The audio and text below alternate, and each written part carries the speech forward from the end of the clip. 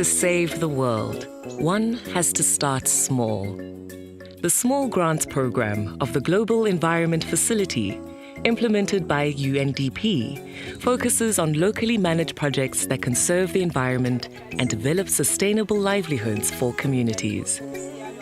From the ground up, we hope to positively influence the global balance between human needs and environmental priorities. These initiatives can be upscaled, replicated, and mainstreamed in other sites, creating a ripple effect of community-managed conservation areas.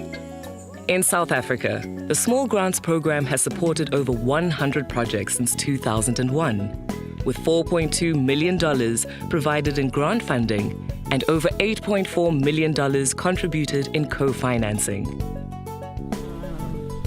Projects focused on biodiversity, climate change, land degradation, multifocal projects, organic pollutants, and international waters, and more than 1,000 households have benefited from these programs.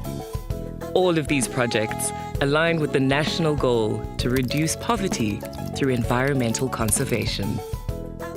The GEF focal point for South Africa is the National Department of Environmental Affairs, from where best practices from projects are shared. The funds provided by GEF are managed by the National Steering Committee, which is comprised of UNDP, government, civil society, academia, and private sector representatives. South Africa has a range of biomes rich in diversity. Yet, each region poses its own challenges to the people who depend on these natural assets. Polluted rivers, deforestation, overharvesting of plants, food insecurity, and climate change are some of the issues that affect local communities. Rural people have intimate relationships with the environment and strong dependencies on natural resources. Hence, changes in these ecosystems have adverse effects. Worldwide degradation of the natural world is closely linked to poverty, competing economic interests, and lack of information. In an effort to protect the biodiversity adjacent to the Maluti-Drakensberg Transfrontier World Heritage Site in KwaZulu-Natal, as well as boost the local economy, Wilderness Action Group, in partnership with Ezemvelo KwaZulu-Natal Wildlife, implemented an ecotourism project in the 45,000-hectare community conservation area of Amazizi, Amangwane. With SGP funding, communities were trained on biodiversity conservation practices, including ecotourism as a means to generate sustainable livelihoods. The community also monitors the conservation of ancient rock art that is a source of pride, a historical point of interest, and a key argument to establish a community nature reserve. We are at one of the historical sites called the Muhwabane Rock Art Cave, which is very important to us, and it is an open site to community. The GEF funds helped us monitoring them, and some community people benefited because they were paid to look after their heritage. In 2007, the group did the cleaning of the graffiti. After that, we met with the community, the school children, taking them to the site to teach them the importance of the art and that they mustn't damage it. This also included the establishment and stabilization of 8 hiking trails in the area, marketed by a tourism agency. This generates an income for the local community who are trained to maintain these trails.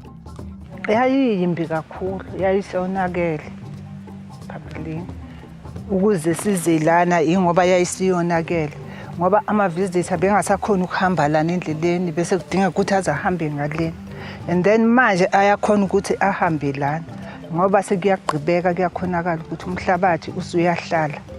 Kusho ukuthi umphakathi uyahlomula uma bekufika abavakashi, bakhona ukuthi bathole okuyingxenyana njengezimali, bayakwazi ukuthi bathole, umphakathi uyakwazi ukuthi uthole lapha.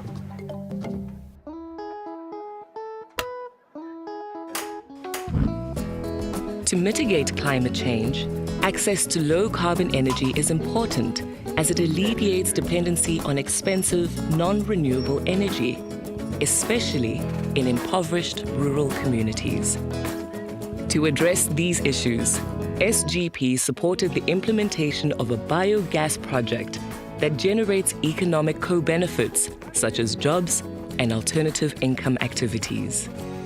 10 biogas digesters were introduced to Makgabetlwane village by Maliroba Farmers Co-op, alleviating the dependency on electricity for cooking. For each biodigester, this saves roughly $5 per week on prepaid electricity per household. This translates to a saving of $260 annually.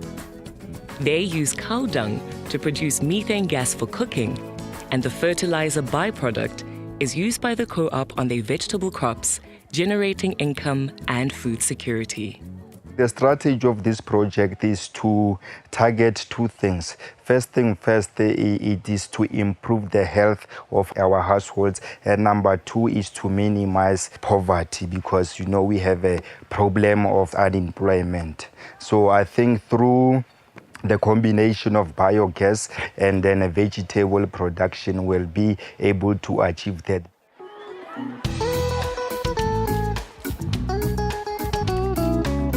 At Fairview Primary School in Barberton, the Africa Foundation installed solar panels that now save school money on electricity bills and prevents power outages during school time. Before this solar electrification was done in our school, it was having a lot of problems, especially when it comes to the bills, specifically to the electricity one. We were paying a lot of money, but now it has decreased. The clean energy powers the computer and science labs, as well as the school library. Before we had the solar panels, the situation was really bad because if there was no electricity, we couldn't go to the computer lab and we couldn't even use the copying machine. The learners also benefited a lot because whenever the learners are taught about the renewable energy, they do have something to refer to since they do have the solar panels in our schools. Not only were the children taught about the benefits of solar energy, solar kits were also distributed to 38 local women so that they can generate an income by selling and installing it for their communities. Solar electrification is good for the community because as we are speaking currently, they are using maybe other sources of energy to carry out their daily activities, especially electricity, which is going to cost them a lot of money.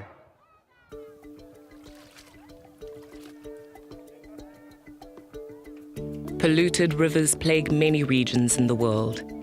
In South Africa, water pollution is an important issue, and communities are coming together to help clean up their rivers. Setsoto Women Empowerment is the project that are focusing where the women are focusing to clean the rivers. And we are about 186 women in 4 towns. The Caledon River, flowing on the border between South Africa and Lesotho, has been polluted for many years by upstream sources. That is, until the Setsotso Women's Empowerment Group in Vicksburg, Free State, adopted the river and started to clean it up regularly. The women have collected roughly 105 tons of waste since 2011 and have been able to generate an income from the cleanup activities in partnership with government. As a result, the group has received 2 awards from the national government, the Women in Water Award in 2012 and the Women in Environment Award in 2015. They are also engaging with Lesotho partners upstream to create a transboundary cleanup program. Every day, 8 to 4, the women are coming here. They clean the river. Whatever they found in the river, they just put it in the black plastic bag. And then we ask the municipality to come and collect all those things. Also, we ask the forestry people to give us training about the trees that are growing inside the river. Now we are going to cut those trees and do the chairs and the desk for our community. In order to support biodiversity conservation in South Africa and prevent overharvesting, it's important to develop capacity for data collection that taps into indigenous knowledge. Citizen science would be where you're really involving your citizens in active monitoring and active research in the field. So you involve the community in assisting, rather than having only scientists who've got very specialized knowledge coming in, perhaps doing research, and then perhaps communities never see the results of the research. The Flower Valley Conservation Trust is involved with the protection of the threatened fynbos flowers while promoting sustainability across the Cape Floral Kingdom, the smallest and richest of the 6 floral kingdoms in the world. To protect this threatened species, 28 fynbos flower pickers and invasive alien clearers were trained in sustainable harvesting techniques, following the Code of Best Practice of the Sustainable Harvesting Program. Flower pickers were now able to harvest fynbos in a sustainable way, supporting their families and connecting with big retailers that prioritize buying sustainably harvested fynbos. Data is also collected by the field monitors and is distributed to researchers and communities. The data is used to monitor the impacts of harvesting fynbos and help protect this endemic biome. Die jag sal moet meer bewus raak van wat hulle het en wat ons almal selfs in die hele wêreld moet geniet, is die feit dat ons gaan nie vir altyd die wees nie. So ons moet vir die wat na ons kom, moet ons kan leer oor die plante en die diere wat daarmee gepaard gaan. En dit sal natuurlijk in die toekoms dat alles niet tot niet gaan nie.